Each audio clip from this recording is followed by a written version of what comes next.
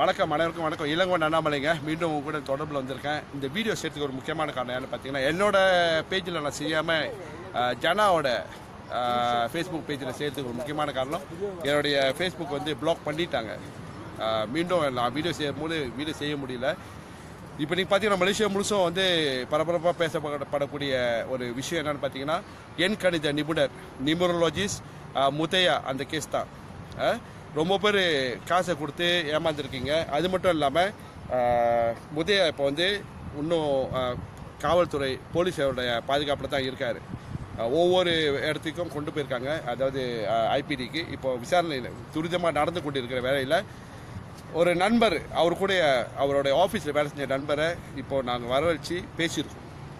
உண்மையிலே அந்த ஆஃபீஸில் என்ன நடந்துச்சு, முதைய யார், அவருடைய நடவடிக்கை என்னென்ன தவறு செஞ்சுருக்காரு அப்படின்னு முழுமையாக அப்போ தான் ஒரு 2 மணி நேரம் பேசி முடிஞ்சு இந்த வீடியோ செய்கிறேங்க உங்கள்கிட்ட.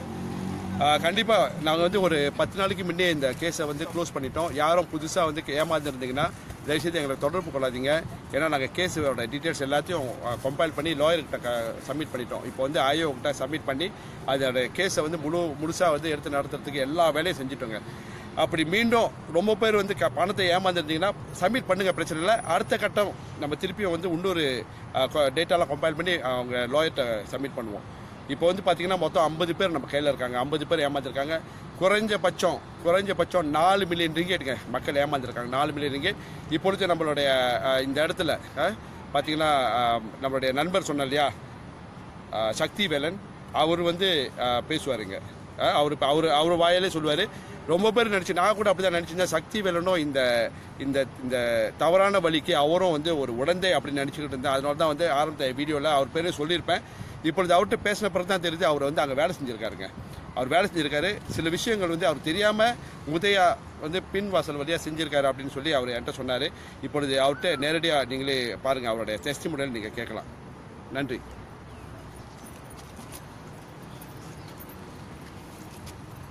ஓகே, வணக்கம் சக்தி வேலன், வணக்கம். ஏற்கனவே நான் வந்து ஒரு 10 நாளைக்கு முன்னே ஒரு வீடியோ செஞ்சிருந்தேன் இல்லையா, உங்கள் பேரும் நான் சொல்லியிருக்கேன். முதையா, சக்தி வேலன், இன்னும் 2 பேர் அவங்க சகாக்கள், 4 பேரும் சேர்ந்து தான் இந்த வேலையை செஞ்சுருக்காங்க. அதாவது மக்கள்கிட்ட பணத்தை வாங்கி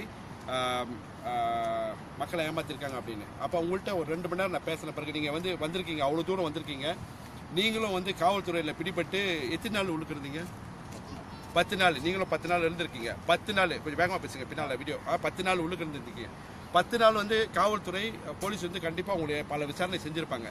இந்த வீடியோ நம்ம செய்யும்போது கூட ஏன் உங்கள் முகத்தை மறைச்சி செய்யறேன்னா, உங்களுக்கு வந்து சில மிரட்டல்கள் வரக்கூடிய சந்தர்ப்பம் இருக்குது. உங்களுக்கும் குடும்பம் இருக்குது, உங்களுக்கும் வந்து சில கமிட்மெண்ட் இருக்குது. அது அவங்க வந்து அந்த முதையா தரப்பினர் அல்லது அவங்க லாயரோ சரி, ஏதாவது உங்களுக்கு இது ஒரு பிரச்சனை கொடுக்கக்கூடாதுக்காக தான் நாங்கள் இந்த வீடியோ உங்களை மறைச்சி செஞ்சுட்டு இருக்கோம். நீங்கள் வந்து சொல்கிறீங்க முதையாவோட ஆஃபீஸில் மட்டும்தான் வேலை செஞ்சீங்கன்னு. எப்போ வேலை செஞ்சீங்க? 2015 2016 வரைக்கும் ஒரே வருஷம் தான் வேலை செஞ்சிருக்கீங்க. ஒரு வருஷம் பிளஸ் கூட.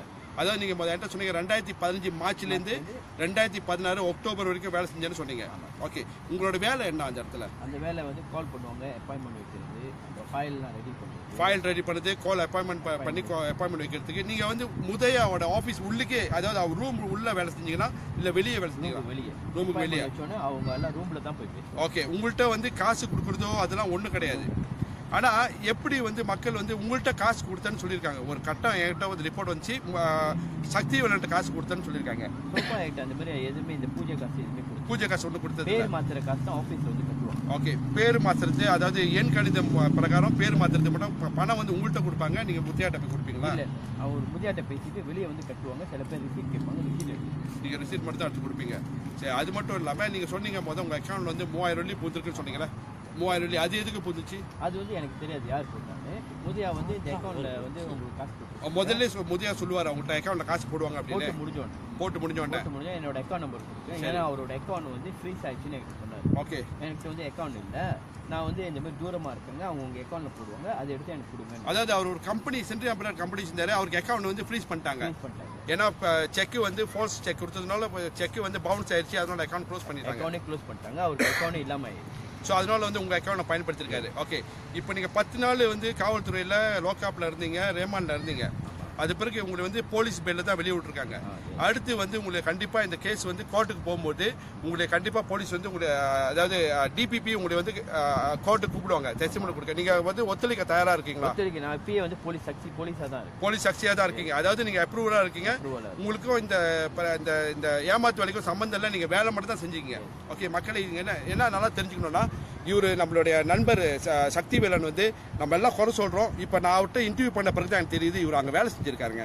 இப்போ நான் கூட ஒரு கம்பெனியில் வேலை செய்யும் போது என்னோட பாஸ் வந்து எனக்கு தெரியாமல் பல தவறுகள் செய்தது, அதுக்கு நான் பொறுப்பு கிடையாது. ஆனால் இப்போ வந்து சக்திவேலன் எல்லாத்தையும் என்கிட்ட சொல்லிட்டாரு. என்னென்ன எவிடன்ஸ் இருக்குது எல்லாத்தையும் வந்து போலீஸ்கிட்டையும் கொடுத்துட்டீங்க, எங்கள்கிட்டையும் கொடுத்துட்டீங்க. ஸோ இதுதான் உங்களோட டெஸ்டிமோனியல்.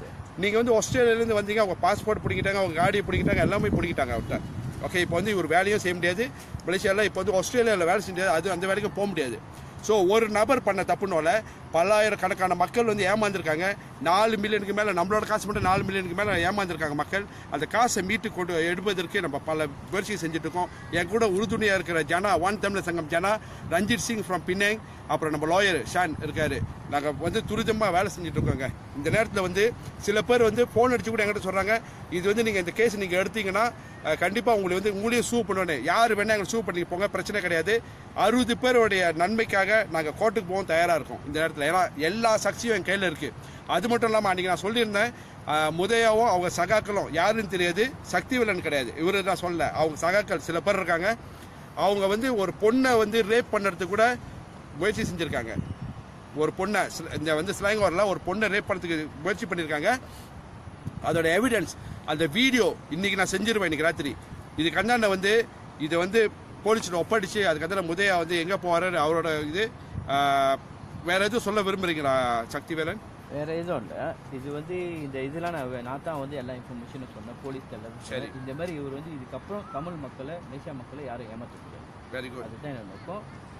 சரி, நீங்க சொந்தமாவே காசு ஏமாந்துருக்கீங்கன்னு சொன்னீங்கல்ல, எவ்வளவு ஏமாத்திருக்கீங்க? 3 லட்சம். பாருங்க, இவரு அங்கதான் வேலை செஞ்சிருக்காரு. இவரையே ஏமாத்திருக்காரு 3 லட்சம் 300,000 300,000 ஏமாத்திருக்காரு. இவர் வந்து லோன் எடுத்து, பேங்க்ல லோன் எடுத்து அதை கட்ட முடியாம தான் இப்போ ஆஸ்திரேலியாவில் போய் வேலை செஞ்சுட்டு இருக்காரு. இப்போ அவர் சொந்த காடி வாங்க முடியாது, சொந்த வீடு வாங்க முடியாது, பிளாக் லிஸ்டட் பை பேங்க் நகரா. இவர் ஏன் சக்திவேலன் வந்து இங்கே வந்து என்னை பார்த்து என்னையும் ஜனாவும் பார்த்து முறையிட்டு இருக்காருன்னா அந்த காசை எனக்கும் மீட்டு கொடுங்க அப்படின்னு சொல்லி வந்திருக்காரு. கண்டிப்பாக உங்கள் காசும் மற்ற ஏமாந்தவங்க 49 பேர் இருக்காங்க, எல்லாத்தோடைய காசும் மீட்டுக் கொள்வதற்கு எல்லா நடவடிக்கையும் எடுத்துகிட்டு இருக்கோம்.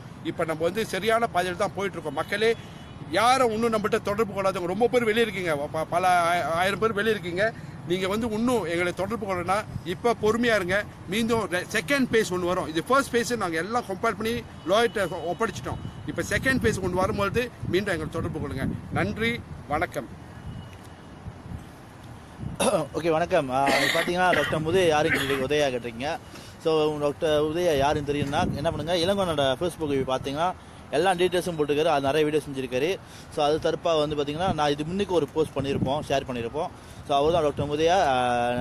இந்த நியூமராலஜி நல்ல நேரம் பார்க்குறாரு. அவர் எல்லாத்துக்கும் நல்ல நேரம் பார்த்தாரு. இப்போ அவருக்கு நல்ல நேரம் இல்லை போச்சு போல். ஸோ இந்த நிறைய பேர் இந்த காசு ஏமாந்துருக்காங்க மில்லியன் கணக்கில்.